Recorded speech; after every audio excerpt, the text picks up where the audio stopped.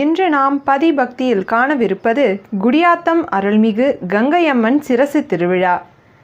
நமது சேனலை முதல் முறையாக பார்க்கும் நேயர்களும் சப்ஸ்கிரைப் செய்யாத நேயர்களும் சப்ஸ்கிரைப் செய்யவும். பதிவுகளை முழுமையாக கண்டு மகிழுங்கள். குடியாத்தம் கங்கையம்மன் கோவிலில் ஒவ்வொரு வருடமும் வைகாசி மாதம் முதல் தேதி அன்று சிரசு திருவிழா சிறப்பாக கொண்டாடப்பட்டு வருகிறது. தமிழகத்தின் பல்வேறு பகுதிகளில் இருந்தும் லட்சக்கணக்கான பக்தர்கள் குடியாத்தத்தில் நடைபெறும் இவ்விழாவில் பக்தி பரவசத்தோடு கலந்து கொண்டு கங்கையம்மனின் அருளை பெறுகிறார்கள். இந்த நன்னாளில் குடியாத்தம் நகரே விழா கோலம் பூணுகிறது. கங்கையம்மன் வரலாறு. முன்னொரு காலத்தில் விதர்ப தேசத்தை ஆண்டு வந்த விஜரவத மகாராஜனுக்கு குழந்தை பேறு வாய்க்கவில்லை. குழந்தை பேறு வேண்டி மன்னர் பிரம்மதேவனை வழிபட்டார். இதன் பயனாக ரேணுகா தேவியை, அதாவது கங்கையம்மனை மகளாக பெறும் பாக்கியத்தை பிரம்மதேவன் வரமாக வழங்கினார். மகள் ரேணுகா தேவியை விஜரவத மகாராஜன் சீரும் சிறப்புமாக வளர்த்தார். ரேணுகா தேவிக்கும் ஜமத்கனி முனிவருக்கும் திருமணம் நடந்தது. ஜமத்கனி ரேணுகா தேவி தம்பதியருக்கு விஷ்ணுவின் அம்சமான பரசுராமன் உட்பட 4 குழந்தைகள் பிறந்தனர். கங்கையம்மன் நாள்தோறும் தாமரை குளத்தில் நீராட செல்வதை வழக்கமாக வைத்திருந்தார். தினமும் நீராட செல்லும் போது மண்ணால் குடத்தை உருவாக்கி திரும்பி வரும் சமயத்தில் அந்த மண் குடத்தில் நீரை நிரப்பி எடுத்துக்கொண்டு திரும்புவார். ஒரு நாள் நீராட சென்றபோது கந்தர்வன் வடிவில் கங்கையம்மனுக்கு ஒரு சோதனை ஏற்பட்டது. குளத்தில் கங்கையம்மன் நீராடி கொண்டிருந்த போது குளத்தில் கந்தர்வனின் நிழல் விழுந்தது. கந்தர்வனின் அழகில் சில நொடிகள் கங்கையம்மன் மயங்கினார். கடும் தவத்தில் இருந்த ஜமத்கனி முனிவர் இதை தனது ஞான திருஷ்டியால் உணர்ந்தார். கோபமடைந்த ஜமத்கனி முனிவர் கங்கையம்மன் கற்பு நெறி தவறிவிட்டதாக உணர்ந்து தண்டனை வழங்கவும் முடிவு செய்தார்.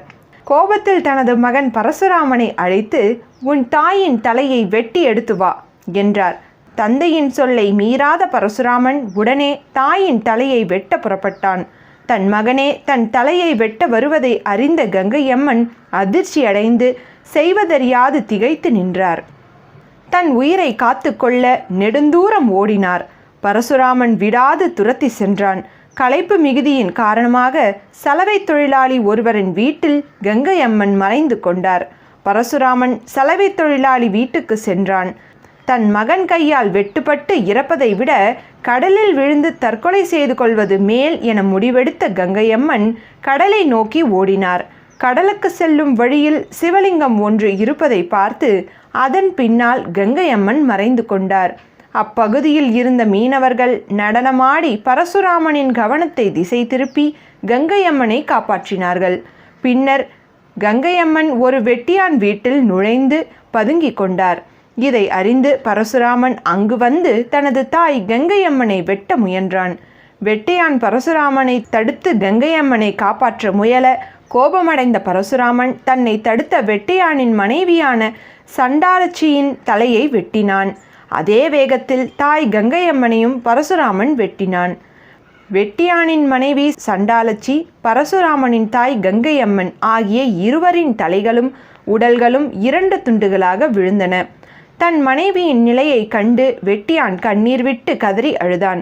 பரசுராமனோ தந்தை ஜமத்கனி முனிவரிடம் சென்று, தந்தையே, தாங்கள் இட்ட கட்டளையை நிறைவேற்றி விட்டேன் என்றான். மகிழ்ந்த ஜமத்கனி முனிவர், உனக்கு என்ன வரம் வேண்டுமோ அதை கேட்டு பெற்றுக்கொள் என்றார். தந்தையே, உங்கள் கட்டளையை ஏற்று என்னை பெற்ற தாயையே நான் கொன்றுவிட்டேன். இந்த தாயை தயவு செய்து உயிர்ப்பித்து கொடுங்கள். இதுவே நான் தங்களிடம் வேண்டும் வரம் என்று கண்ணீருடன் கேட்டான். ஜமத்கனி முனிவர் பரசுராமனிடம் ஒரு பாத்திரத்தில் புனித நீரை தந்து, வெட்டுப்பட்டு இறந்து கிடக்கும் உன் தாயின் மீது தெளித்து உயிர்ப்பித்து கொள் என்றார்.